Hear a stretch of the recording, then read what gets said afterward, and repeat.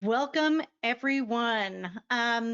Today is International Data Center Day. It is a day that 7 by 24 started many years ago to help educate younger people about careers in data centers.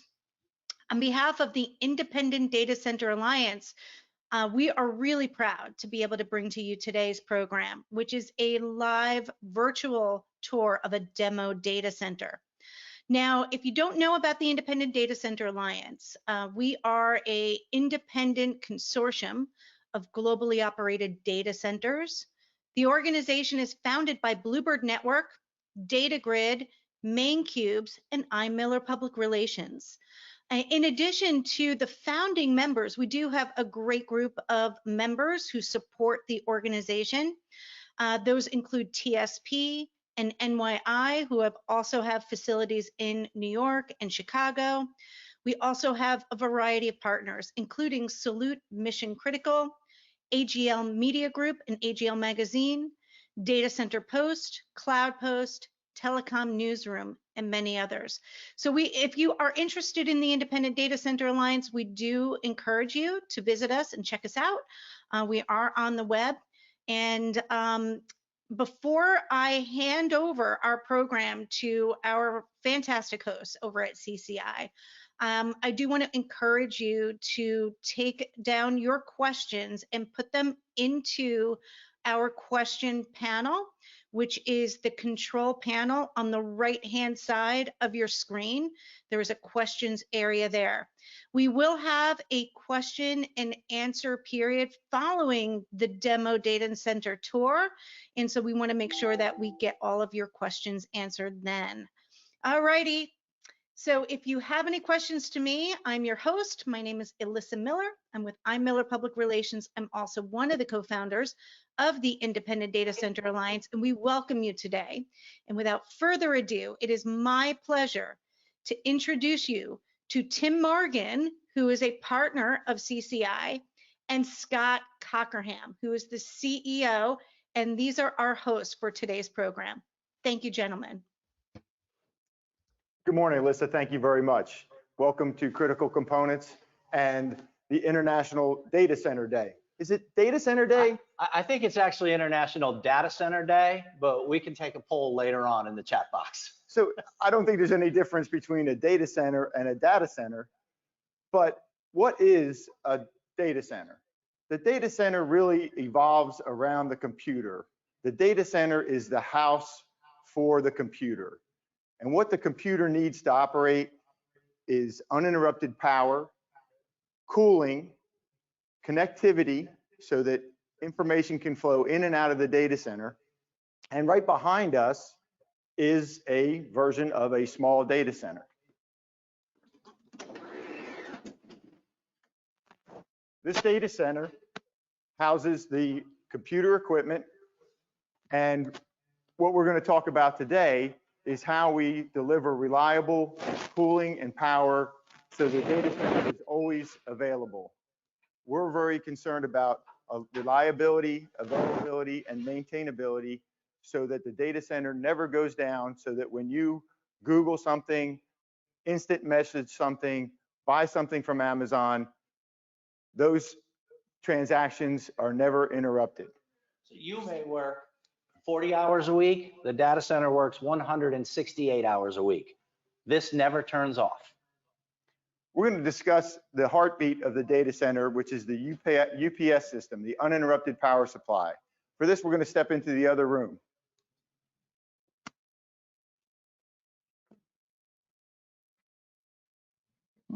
The UPS system is made up of components that will provide uninterrupted power. And what happens is we have electrical power that comes into a rectifier charger that takes your AC current and changes it to DC current, and this charges a battery. The battery is the key to provide the uninterrupted power, because from that battery we flow to an inverter that changes the DC current back to AC current, and this feeds your computer. So in the data center, we're going to talk about how power gets to the UPS system and what happens to the power after the UPS system. an example of our UPSs, we have many UPSs here, and our live data center that protects our facility and our data is here to my left. In the back of the room, we have a large UPS system as well. And these are examples of the uninterrupted power supplies. One nice thing about this particular brand, it's modular and scalable. Tim is going to show how the system operates inside the data center. What Scott was saying about this UPS is that it's unique in the fact that it is scalable and modular. Let me show you what he means. This is a 40 kW UPS that is built of 5 10 kW power modules. Now, I just said 5 10 kW modules for 40 kW UPS. That's because I have one more than I need in here. So let me show you if I have a problem with one of these modules.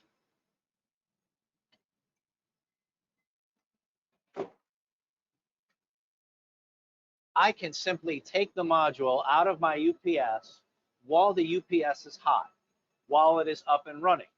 So I still have 1, 2, 3, 4 modules. I have a 40 kW UPS. So I'm going to slide this back in. Note that I'm doing this hot as electrical power is flowing to the machine.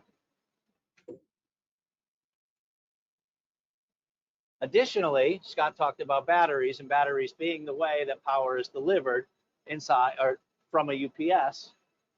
I have 1, 2, 3, 4 shelves or separate strings of batteries available. And if I take a battery out, all I have done is taken that string of batteries, that shelf, offline. And I can do this once again while the UPS is hot. I just removed a battery from a hot UPS.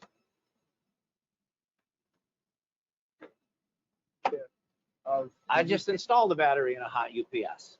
I can replace all of these batteries inside of approximately 5 minutes, and I can add or subtract power modules or batteries to my UPS as needed. As we had discussed, the UPS system is the heartbeat of the data center. The UPS system is fed from utility power, and utility power is usually designated as a transformer that would feed a main piece of switchgear. This switchgear is what will eventually feed the UPS system, but first we have to have a power generation plant to back up the UPS system. The UPS system has a finite amount of battery runtime, but the battery runtime is there to allow us to get the generators started as our redundancy and our backup to the utility. So the utility feeds an automatic transfer switch known as an ATS. So this ATS has 2 sources of power to it. Normal power comes from utility through the automatic transfer switch.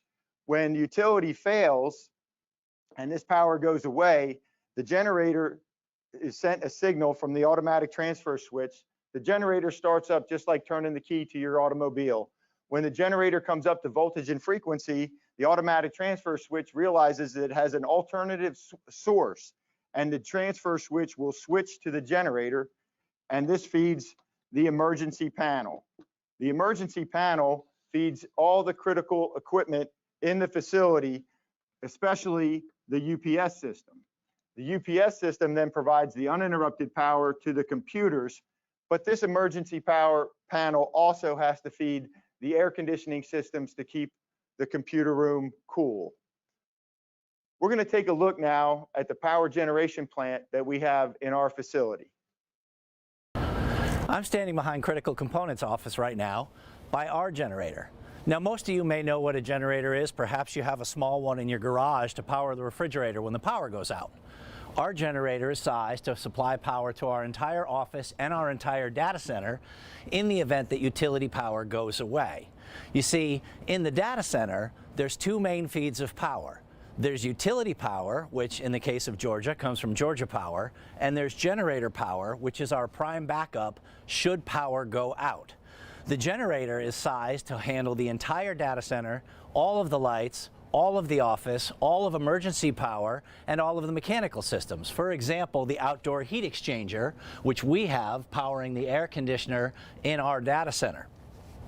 You may be asking why the UPS is the heartbeat of the data center when the generator can supply power for hours, days, or even weeks, depending upon its fuel source. I have a 24-hour sub-base fuel tank on this carrying diesel fuel. I could also have a propane tank external to the generator, or I could have a natural gas line, which would theoretically give me unlimited power while I wait for utility to come back. So again, why is the UPS the heartbeat of the data center when it's the generator that can power it for as long as you need when the power goes off? And that's because when the power goes off, before the generator comes on, there is a delay. Let me demonstrate. Cut the power. We don't have AC power right now to our office or our data center, and yet the lights are on in there, and that is because right now the UPS is carrying the load. It will continue to do so until the generator comes on. Let's see how long that takes. Okay. We're going to try to start that one more time.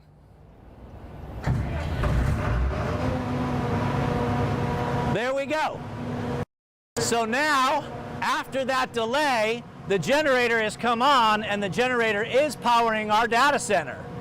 But had we not had the UPS, every single one of our servers would have shut down. And it's not a matter of them coming immediately back on when there's power. They lose whatever they were doing when they shut down, and they take time to come back up, and they have to be reprogrammed. So while this generator can keep me going for the next several days if I needed to, if I had lost that 10 seconds, everybody in my data center would be scrambling, and you would have trouble surfing the web right now. Now that you've seen power generation, you understand that we have the diesel generator to back up the entire facility, and we have the UPS system to provide the battery buffer, the battery runtime for the generator to start. From the UPS system, we have to get the power to the computer equipment. We have a number of ways of doing that power distribution. We have the most common way to distribute that power is typically underneath a raised floor. The raised floor has whips that go underneath the floor and then plug into a plug strip like you see here that would be inside of the rack equipment. This goes into a traditional power distribution unit with a traditional panel board that many of us are familiar with. Most people are familiar with the square D name and the breakers that are in the traditional power distribution unit that you can see here.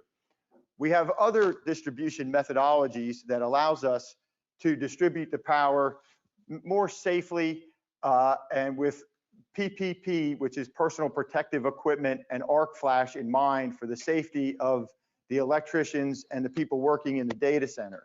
So a number of manufacturers have come up with different ways to distribute the power to try to make it safer, easier, and more reliable. This is one of the advances in modular distribution where the breaker and whip assembly are all in one system. This system goes through this distribution center. This goes up into the above the rack and into a UL rated distribution channel. So this cord would be up here and then plug into the plug strips that you see here.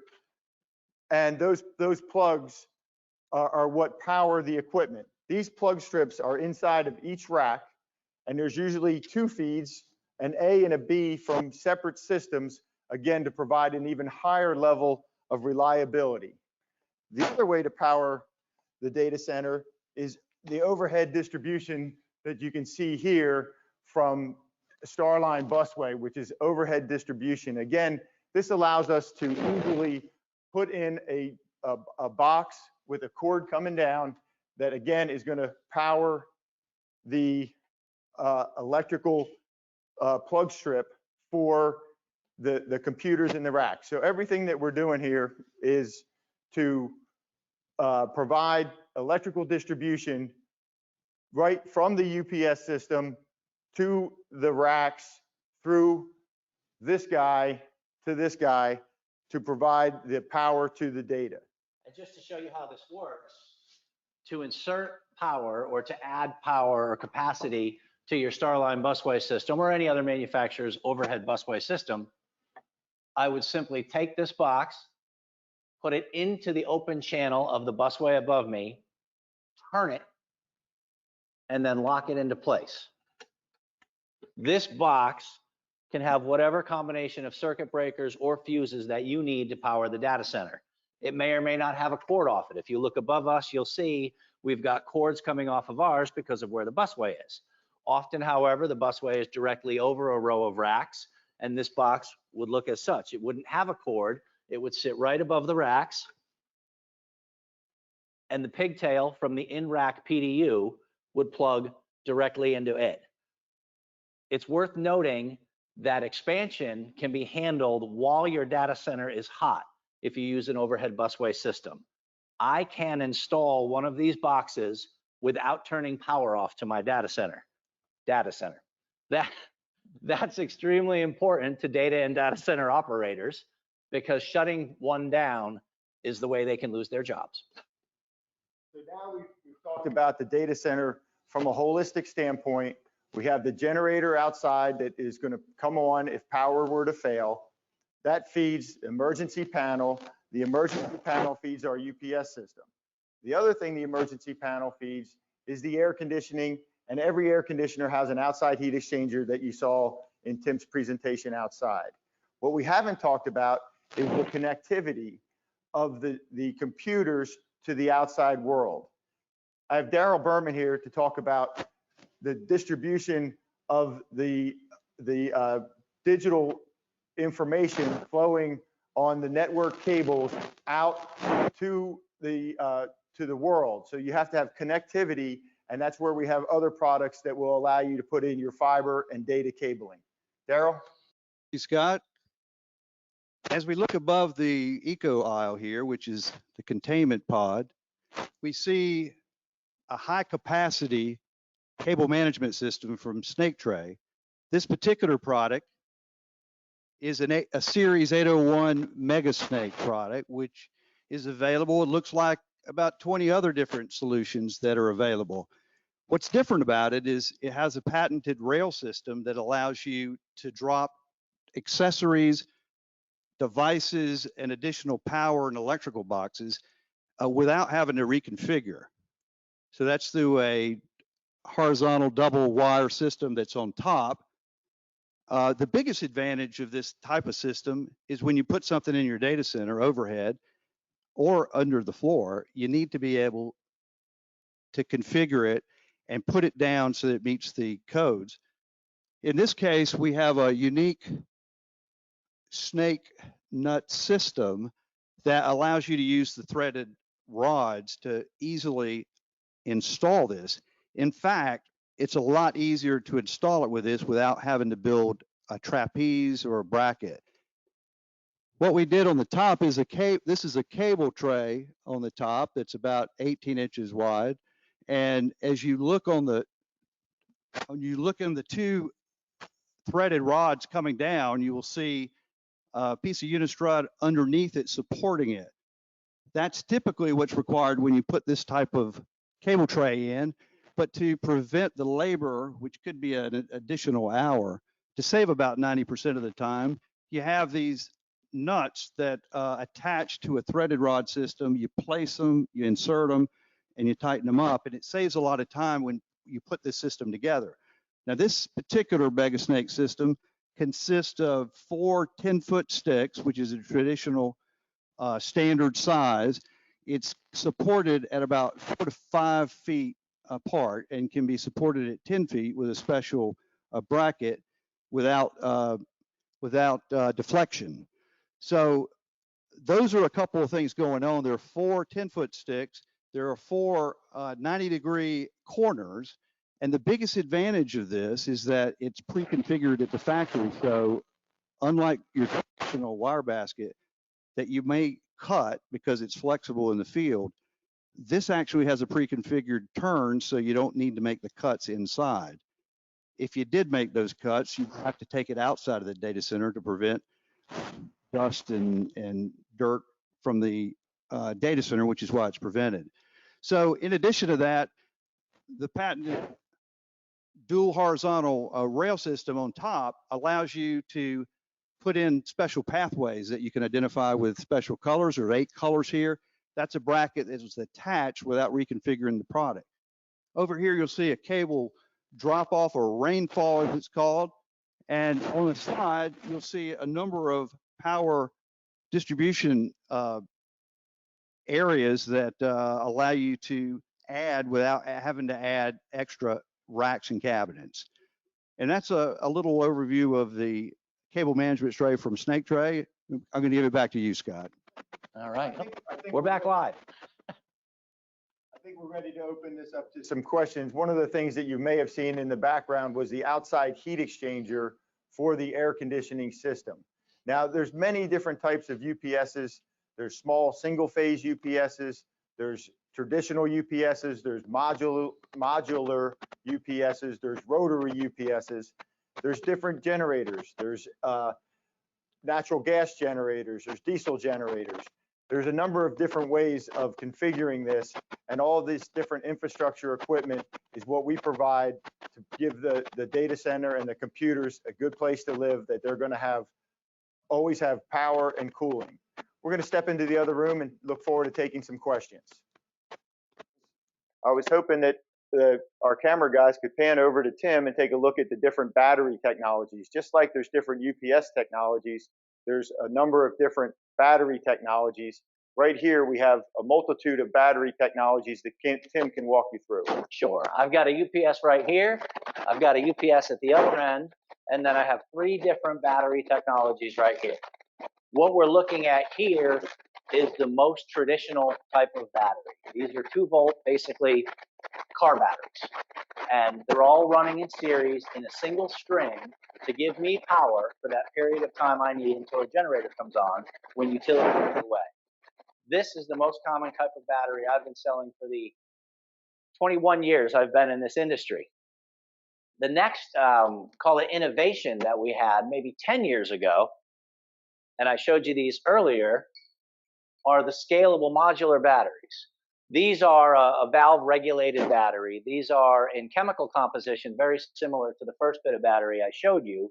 However, instead of having a single string where all the batteries are strapped together, what we have is multiple battery strings. These are what I pulled out earlier from the data center. This is what I can change hot.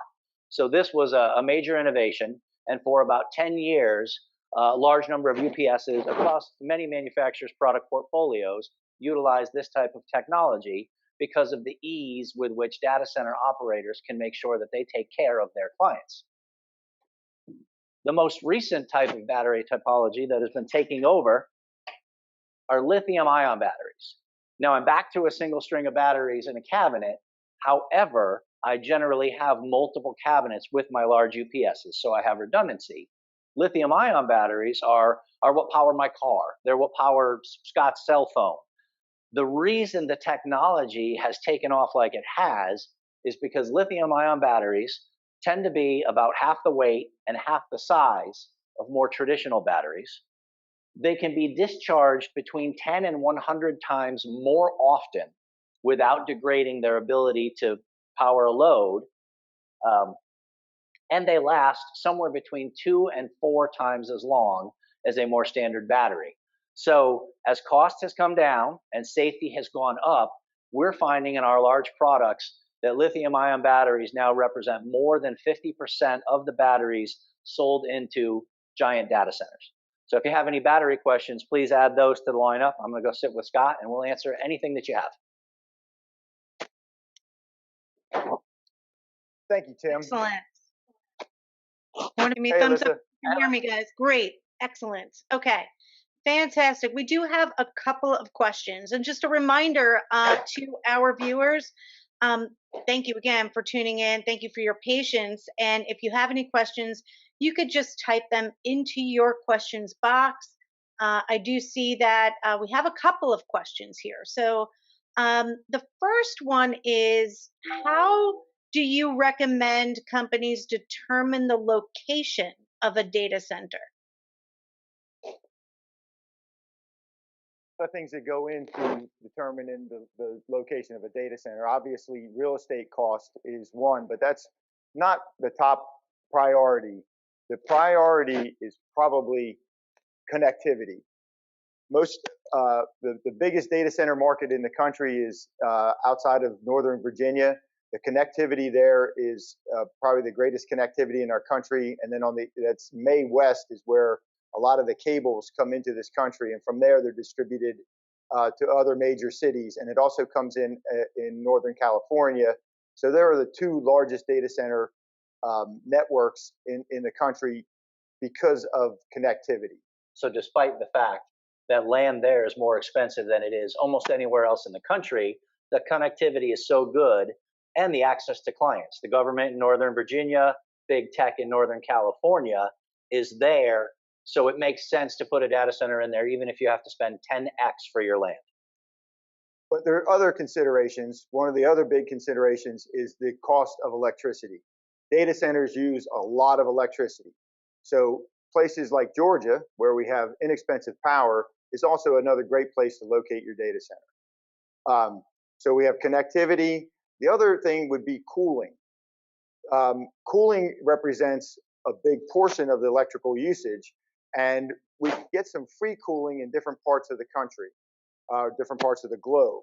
So sometimes we'll take into consideration how we can cool the data center most effectively. And one more final consideration, of course, is weather. You're going to Absolutely. find a lot fewer or far fewer data centers in Tornado Alley than you are in spots where the climate tends to be temperate and the weather tends to be mild. If there's a consistent threat of severe weather, it's not an ideal place to locate your data center. Right. Great question. Thank you. We do have another question that came in from one of our viewers, and I apologize. The question is about Li-ion batteries or Li-ion batteries, right?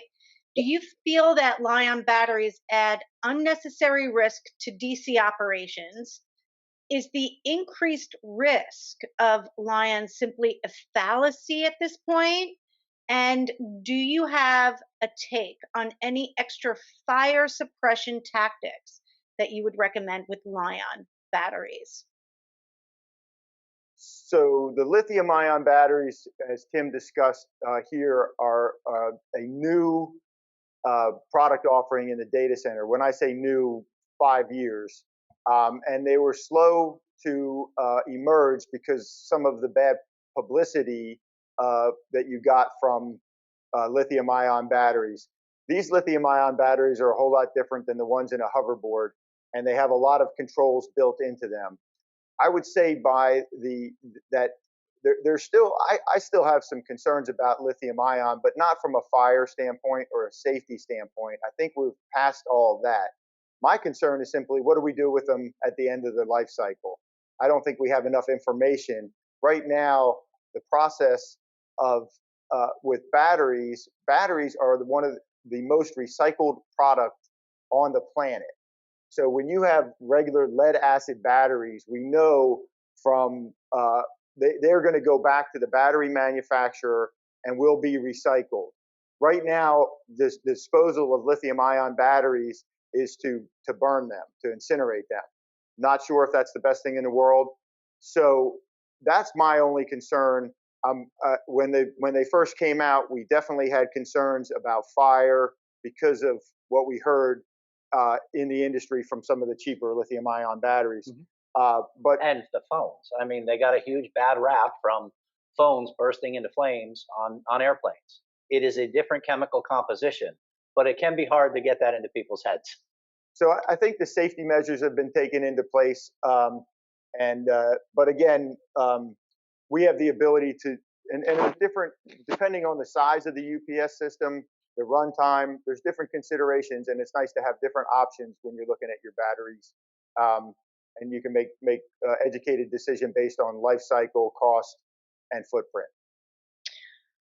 Right. And, you know, and I got to say that you brought up something that's really an important element, is the environmental and the sustainability aspect of data centers. And I know the industry is getting better. Before we go on to our next question, I wanted to ask the question about, you know, how are you advising the approach to data center design with sustainability as a best practice in mind? You're the greenest person here. That's definitely your question. Well, unfortunately, most of the alternative sources of energy come with a price tag. There are a lot of major data center owners that have gone and built solar farms and things like that. Hydrogen fuel cell farms. I mean, there's technology out there. It's just There's technology out there, and every year it seems like the UPS systems get more and more energy efficient. And the returns there are pretty much maximized. The typical UPS system is 97, 98% efficient. So where we've really been looking at efficiencies is on the air conditioning side, trying to do direct and indirect cooling. And that's where I mentioned sometimes the outdoor air temperature. If you have a dry, cool climate, you can use outside air to temper the building and save some energy. All of the big users and data center owners are looking at sustainability and trying to improve those things. And the 7x24 has been a leader in looking at that and trying to achieve better efficiencies. Excellent. Thank you. All right. So you had mentioned UPS in your answer, which is a great segue to the next question we have from one of our viewers. And he apologizes because he joined late and you may have covered this, but are rotary UPS systems used in data centers? Absolutely. Rotary UPS systems are much more popular in Europe. They haven't had the same acceptance, adoption. Yeah, good word, adoption here in the United States. In the U.S., but the data centers are getting larger and larger. And one of the big advantages of the diesel rotary UPS system is that we can provide that at a medium voltage, at a higher voltage. The higher the voltage, the less the ampacities. When you're designing these giant data centers, we often run into banging our heads against a 4,000 amp 480 volt switch gear is basically the largest building block that you can get at 480 volts is 4,000 amps. If you bring power in at a higher voltage, 4160 or higher, you can get more power to the building. And I think that you're going to see more and more diesel rotary UPS systems deployed in the US because the size of the data centers are getting larger and larger. And I'll say when Scott says a diesel rotary UPS, he's talking about a very large system where the diesel generator, like what I showed you outside, is coupled with a continuously rotating flywheel so that when the power goes off, instead of battery and a static switch in a UPS giving you your power, you're actually getting power from the kinetic energy, the inertia of the spinning wheel until the generator can come back on. Another type of rotary UPS, and you may have been inferring this in your question, whoever asked out there in TV land, is simply a smaller rotary system that could take the place of a battery cabinet. So I could use a UPS like what you saw in my office. I could take away the batteries there and I could replace it with a cabinet with just a constantly spinning cylinder. And that cylinder is going to continue to spin from the kinetic energy when the power goes off. And again, I just need it to spin at a certain number of RPMs for a few seconds until my generator can turn on. It is definitely a minority of what's going on in the data center, but there's more in Europe. There will be more here. We tend to lag them in terms of environmental, and this does harken back to your prior question. It is probably a greener way to design your data center. And just to be clear, that would be the diesel rotary UPS system. The flywheel as a battery, I think we'll see, that has never really been adopted mainstream either. And I think there's less likelihood of that now with the advent of the lithium ion battery. So when I think about rotary, I think less about the battery rotating system, I think we've kind of passed that because of lithium ion, but I do think that our industry will gain greater acceptance of the big, large diesel rotary UPS systems that gives you can put it outside, it doesn't take up footprint inside. And all of these things that we discussed today, the UPS system, the distribution, the power generation, any of those things could be a whole nother program, and we'd love to discuss them in more detail if anyone has that interest. You got it. Excellent. Okay, we have a couple more questions here, so bear with me. Great. And thank you to folks. You can still put your questions into the question box. The next question is about generators, right? So, if you could install either type, do you prefer natural gas or diesel? And this particular listener would like for you to speak to current trends, the initial cost, maintenance, and reasons for that preference, if you wouldn't mind. Be happy to. What's your, I mean, I don't even know if we'll answer the same way. Well, I absolutely emphatically prefer diesel. We will answer the same way. Okay, and the reason I want diesel is I control my own destiny. Your fuel source is your responsibility. I've got a fuel tank with diesel fuel in it. I know that I'm responsible for keeping that fuel clean and available. If I rely on natural gas, I am protecting myself from a utility failure of the power utility company. That's why I'm buying the generator. If I have a natural disaster where both the electrical infrastructure and the natural gas infrastructure is disrupted, I no longer have natural gas to my generator. So I prefer diesel because I control my own destiny. Now, from the green standpoint, I prefer the natural gas. It's a more cleaner burning fuel system, but the cost of a natural gas generator can be 2, 3, even 4 times as much money as a diesel generator when you get into large sizes. Any significant data center, a diesel generator will be much more cost effective. And again, you control your own destiny. It's simply more reliable.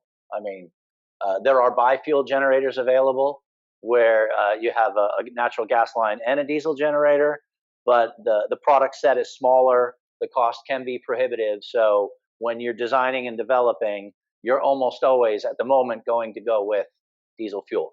And it is what I prefer, despite the fact that it is a little less green. I do have to keep the lights on for my clients. Right, right. And speaking of green, we do have a question here about fuel cells, right? So when do you foresee fuel cells being more deployed on a more regular basis? This particular viewer believes that Bloom fuel cells have been deployed by eBay as an example. And in your opinion, what are the positives and negatives with fuel cell deployments? And thank you. Well, I actually have a little bit of Bloom Energy stock, full disclosure. But I'm a little nervous about fuel cells. A good 10, 12 years ago, one manufacturer that we represent came out with an offer of hydrogen fuel cells in the very small power capacities, 10, 20, 30 kW. And aside from the fact that they were perhaps 10 times as large in the space that they required for deployment, they were also 10 to 20 times as expensive as batteries. Now that's coming down, but still, where am I going to put the hydrogen fuel cells? I mean, everybody here has heard of an H-bomb, so you then get that same sort of fear that you get about lithium batteries. Like, what am I actually deploying for my data center? And the cost is so high that I think that there is, I mean, people like Bloom are looking into fuel cells and do have a product offer, but I think we're going to see more things like lithium ion batteries. That cost has come down so low, or like supercapacitors. There's car companies that are designing around supercapacitors now instead of lithium ion batteries. We'll see if it comes to pass, but Fisker has been talking about that for a few years. And fuel cells are also already used in some of our air conditioners to keep small parts running in the time between when your utility power goes off and your generator comes on. Your full air conditioner isn't usually on the UPS because it's such a dirty load, but there are pieces within the air conditioner that you would like to see operated, and actual supercapacitors can be installed within the air conditioning unit to allow those particular components to keep running, to make the unit come on more cleanly or more easily and reliably when the generator comes back. So I'm not really in the fuel cell camp, but again, I've got a little bit of Bloom, so I'm rooting for them. Awesome. And you touch upon the lithium batteries again. We had a listener here, and if you remember, International Data Center Day is also about encouraging people to look at data centers as a career. So we have various different types of people tuning into our program. And this question has to do with the type of batteries, right? The lithium batteries we talked about. Are they like car batteries is the question. And what type of batteries would they happen to be like? Are they like deep cycle batteries? And how does that compare with other types of batteries is the question we have here. I mean, Well, they're definitely car batteries if you have an electric car. If you don't have an electric car, their chemical composition is completely different. It's a lithium. Lithium is an element, and the chemical reaction between lithium and ion is what discharges the DC current. In a lead acid battery, you have lead and acid, and it's that chemical combination that creates the energy. I'd like to go back to the question before that, just about International Data Center Day, in that if there's students out there, the data center industry is a fantastic industry to be in because it is pretty much recession proof. Even if you look at the present time, even through the COVID situation where many people lost their jobs and there was hardships for lots of people, meetings like this require more and more compute power. And so the everything that you see that comes out, the new technology in transportation, it all touches a data center. When you Google something, when you Instagram, everything requires more zeros and ones. So this is a fantastic industry to be involved in, and there's all kinds of entry points, whether you're an architect, an engineer, an IT person. The list goes on and on. There's super opportunity in this industry, and we are so fortunate to be part of it. So I certainly want to make a point of, if you're looking at a career, there's excellent opportunities in this field because it is recession proof. And there's paths, both through the traditional 4-year college path or through the trade school or military path. Folks that operate data centers need to have an understanding of how their UPS works, how their power distribution works, how their mechanical systems work, how their generator systems work. And if I were operating a data center, would absolutely 99 times out of 100 choose a person who came out of the military in a technical role, or choose a person who came out of trade school than I would someone who came out of a traditional 4-year college. I'll hire that guy to sell the space, but in terms of operating my data center, trade schools are an extremely valuable place to put yourself if you're looking for a career in that field. Right. And there are all sorts of careers in data centers, right? From security to operations to technical to networking to executives, managers, testing, anything, right? There's all sorts of careers in data centers, from entry level all the way and up to, executive level for sure. Out of the military who were being paid $50,000 a year at the end of their military career, who immediately stepped into $150,000 a year jobs in data centers. Right. It can be a very lucrative occupation. Exactly. Can we say that if anybody here watching is ever near Atlanta, Georgia, you're more than welcome to come into our office anytime. We'd be happy to sit with you, talk to you, give you a tour. Anything we could do to help you. It's a growth industry, and I want more and more people in it. I encourage my daughter to get into it all the time. Women are underrepresented right now in the industry, and I'm fixing to change that with at least one person in the next decade or so. And the construction industry is also losing a lot of people. The construction industry needs young people, electrical, mechanical, plumbers, and they're all needed in the data center. Right, right. Well, that pretty much brings us to a wrap of today's program.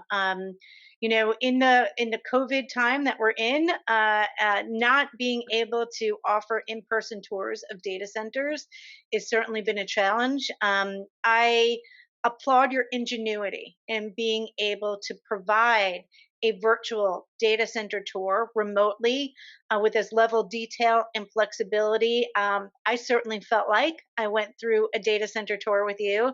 And I thank you for that opportunity and for sharing it with our viewers out there.